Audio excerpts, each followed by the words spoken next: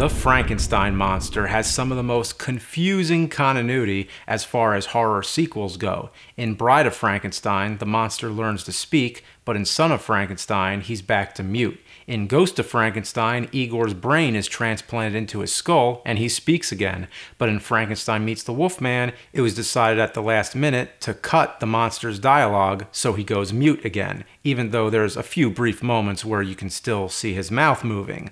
Also in Ghost, the monster becomes blind and dies in a burning building, but in Meets the Wolfman, he's discovered in an icy cave and there's no mention of the blindness, but you can see him staggering around with his arms outstretched. The simple explanation is these movies are semi-sequels, semi-reboots. They ignore a lot of continuity because audiences back then didn't care as much. Not everybody had seen all the movies. There was no such thing as home video, and television didn't catch on yet.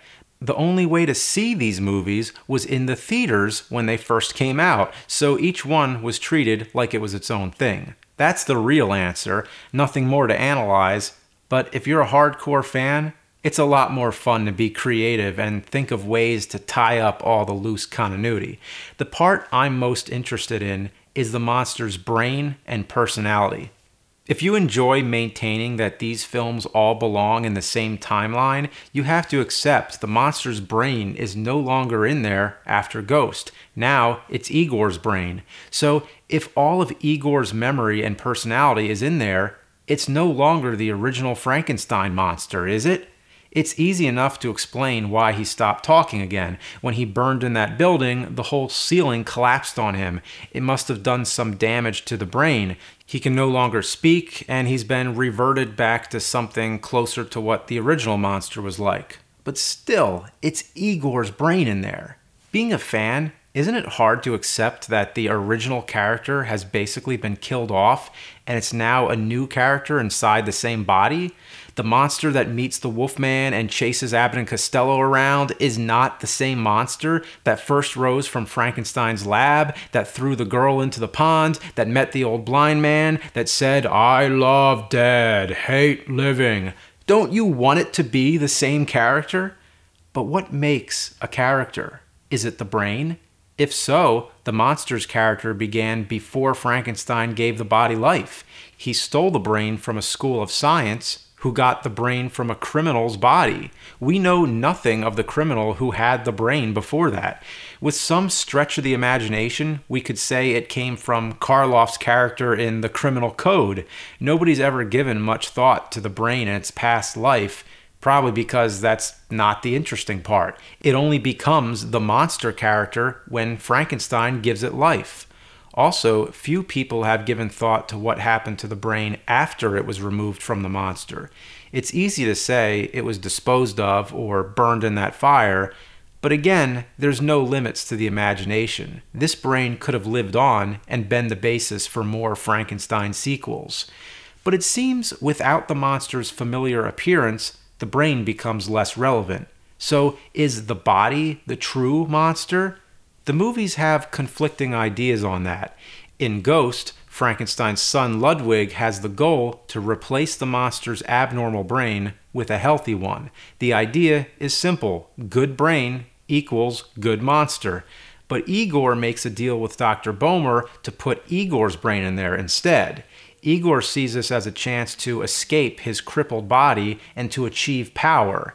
Getting into the monster's body is like getting into an army tank, so he's aware of it. Transplanting his brain is the same as transplanting himself. But in House of Frankenstein, things get very convoluted. Dr. Niemann plans to transplant the monster's brain, which would be Igor's brain, into the Wolfman's body. And then the Wolfman's brain would be transplanted into Niemann's former assistant Strauss as a form of revenge, which he says would make Strauss live the agony of turning into the werewolf, as if the brain carries the werewolf curse, but not the person's consciousness. And as for the Wolfman, he says he'd be cured. So he's referring to the bodies as if those are the people. We never see any of this play out anyway. Going back to Ghost, when the new Igor monster first speaks, he says, "I am Igor." Igor identifies with himself, confirming that when you transplant the brain, you transplant the personality. But a few moments later, he says to Frankenstein, "Your father gave me life, and you gave me a brain." So now, all of a sudden, it sounds like the original monster's talking. Furthermore, in Meets the Wolfman, the original dialogue for the monster, as it was written, went like this. "Dr. Frankenstein created this body to be immortal. His son gave me a new brain." It's probably a good thing it was cut because it's so confusing. Is it the monster talking? Is it Igor? I give 3 possible solutions. First, it's just bad writing. Second, Igor identifies as the monster. He likes being in that body. Like, hey, look at me, I'm the monster now. Sort of like putting on a costume. He's assuming the role.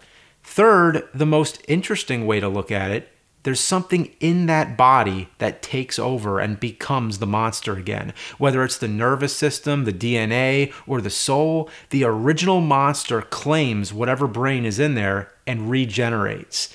In Ghost, the monster wants the brain of a young girl. I always just assumed he doesn't know that it'll kill him, or that it's like the Scarecrow from Wizard of Oz who wants a brain. But maybe the monster has some kind of instinct. The body has a will to stay alive by claiming a fresh, young, innocent brain. When Frankenstein created him, he powered him with some kind of unstoppable life force that became independent. In Ghost, they pretty much say flat out, the only way to kill the monster is by dissection. Reminder, he's made up of several parts. An arm here, a leg there. Maybe each part retains some trace from the person it came from. And now I think I've stumbled on the reason why the Frankenstein monster is so unique. He has no real identity. He's a combination of pieces of different people. All these pieces influence who he is. Like simple mathematics, you add a bunch of things to get a final result. But the monster has something else in there, something unaccounted for that overrides all those pieces. There's an essence, something special in charge that makes this monster an individual. Like any human being, there's plenty of things that attempt to define you. Family lineage, DNA, schooling, things you experience, things you're told. But despite all that, you have something special. You're the only you, and you decide who you are.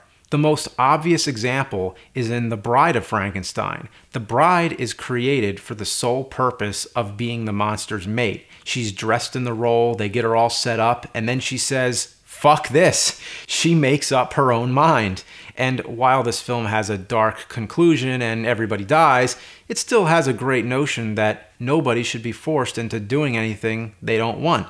You are who you are. I didn't expect to get this deep into it. I was just talking about Frankenstein's brain, but there you go.